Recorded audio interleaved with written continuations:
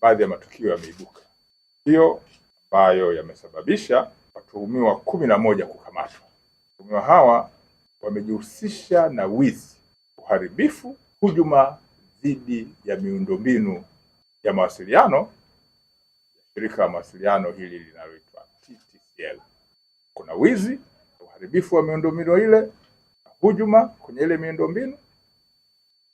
Jeshi la Polisi Kanda Maalum ya Dar es Salaam kwa kushirikiana na kitengo cha usalama cha TTCL fanikiwa kuwakamata watuhumiwa 11 ambao wanapanga, wanaharibu hii miundombinu, wanaiba miundombinu hii, wanasafirisha kwenda kufanya biashara, hasa wakilenga kuchukua ile miundombinu ambayo ina shaba ndani yake, hivyo kuweza kuathiri taasisi mbalimbali za serikali na zile ambazo sio za serikali ambazo zinatumia miundombinu hii, na hasa katika mawasiliano. Mawasiliano ni uchumi, mawasiliano ni siasa, mawasiliano inaingia katika vipengele vingi mbalimbali.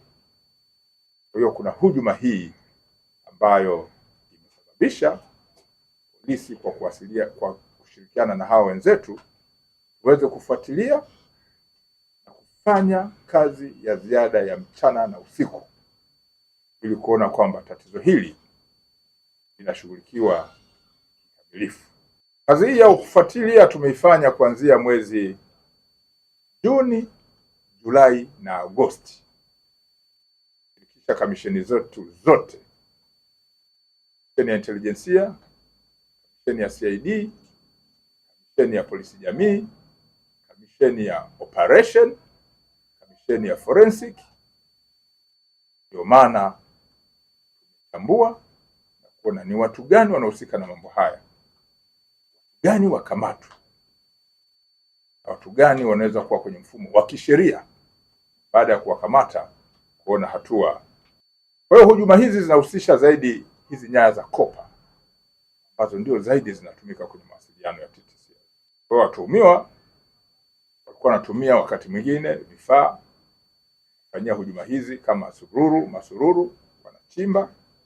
Wengine wanajifanya kama wafanyakazi wa shirika hilo, wanavaa kofia ngumu, wanavaa reflector, wanavaa buti, kwa gloves. Kwa hiyo unaweza kadhani kuna watu wanatengeneza, kumbe ndio miundombinu inahujumiwa na kuharibiwa. Wengine wanakuwa na misumeno wanakata. Lakini yote haya ni hujuma. Jeshi la Polisi Kanda Maalum ya Dar es Salaam linalaani hujuma hizi na linatoa onyo kali na haliwezi kuvumilia mtu yoyote au kundi lolote atakayeshiriki kwenye hujuma hizi kwa kupanga, kuiba, kusafirisha au kupokea kama bidhaa ya biashara ya miundombinu hii ya TTCL. Polisi Dar es Salaam endelea kuwashukuru wananchi ambao wamekuwa wakitoa ushirikiano kwenye maeneo mbalimbali yanayohusiana na masuala ya kihalifu, kwenye makosa ya kijinai, lakini pia makosa yanayohusiana na uvunjifu wa sheria za usalama barabarani. Jeshi linawaahidi kwamba wanaotoa taarifa wote, taarifa zao zitalindwa, itakuwa ni siri. Tunawaomba waendelee kutoa taarifa za kweli ili shughuli za kiutekelezaji wa sheria ziweze kuwa katika mfumo wa haki kuliko taarifa zenye visasi au taarifa za uongo zenye malengo tofauti na kuzuia vitendo